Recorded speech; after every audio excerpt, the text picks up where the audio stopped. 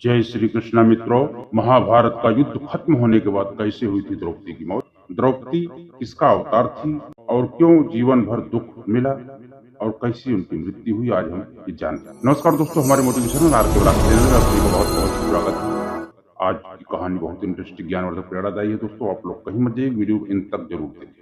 अगर हिंदुस्तान के पौराणिक इतिहास की बात करें तो बहुत सारे युद्धों का जिक्र किया जाता है। पौराणिक कथाओं में संग्राम की एक गाथा है जिसे ही सबसे भीषण माना जाता है, और ये है महाभारत का युद्ध। पांडवों और कौरवों के बीच लड़ा गया ये युद्ध बेहद खास था।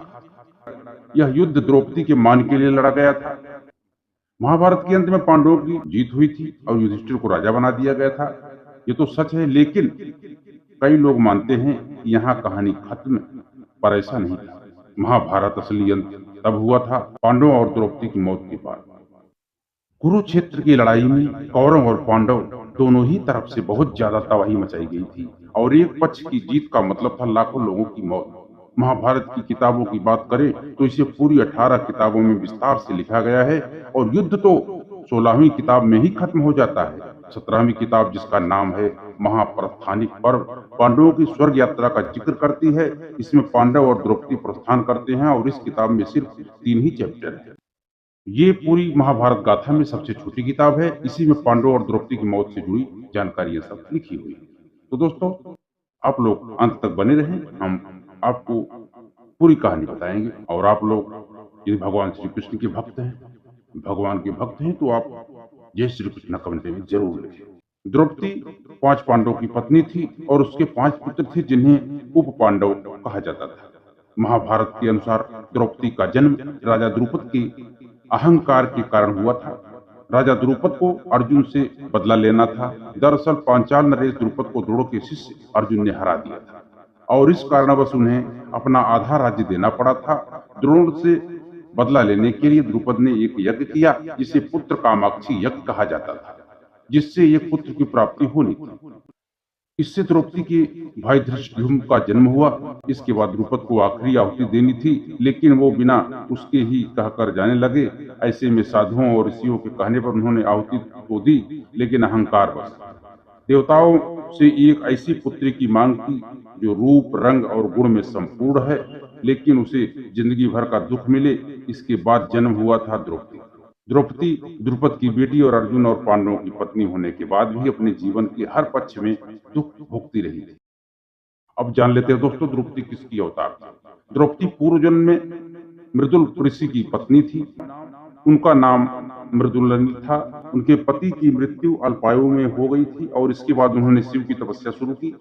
शिव ने प्रसन्न होकर एक वरदान मांगने को कहा, तो उन्होंने 5 वर शिव से मांगा। उन्हें सर्वगुण संपन्न पति चाहिए। इसके बाद अगले जन्म में उन्हें 5 पांडव मिले जो सर्वगुण संपन्न थे। अब दोस्तों जान लेते हैं कैसे हुई थी द्रौपदी की मौत। द्रौपदी की मौत कुरुक्षेत्र के युद्ध के बाद हुई थी। युद्ध में द्रौपदी के सभी पुत्र मारे गए थे, और जीवन के अंतिम काल तक द्रौपदी ने पांडवों का साथ नहीं छोड़ा, और फिर शुरू की अंतिम यात्रा। युधिष्ठिर ने अपना सिंहासन छोड़कर राजा परीक्षित को हस्तिनापुर का राजा बना दिया था। इसके बाद पांडव, उनके साथ रहने वाला कुत्ता और द्रौपदी सभी ने एक साथ यात्रा शुरू की। उन्हें लेने इंद्र का रथ आया था, लेकिन उसमें कुत्ता नहीं जा सकता था, और इसीलिए फिर सभी ने पैदल यात्रा शुरू की, जिससे उन्हें हिमालय के जरिए स्वर्ग की ओर जाना था। शुरुआत दक्षिण के समुद्र से हुई। इसके बाद उत्तर की ओर बढ़ते बढ़ते ऋषिकेश पहुंचे और सभी हिमालय की ओर चले। हिमालय की यात्रा में सबसे पहले द्रौपदी गिर गई। द्रौपदी गिरकर मर गई, और सभी पांडव द्रौपदी के जाने से विचलित हो गए। भीम ने युधिष्ठिर से इसका कारण पूछा कि आखिर द्रौपदी ने इतनी जल्दी क्यों शरीर त्याग दिया, और स्वर्ग की ओर इनकी यात्रा को क्यों नहीं पूरा किया। तब युधिष्ठिर ने बताया कि द्रौपदी भले ही 5 पांडवों की पत्नी थी, लेकिन उन्होंने अपना धर्म पूरा नहीं किया। उनके मन में पार्थ यानी अर्जुन के लिए ही ज्यादा प्रेम।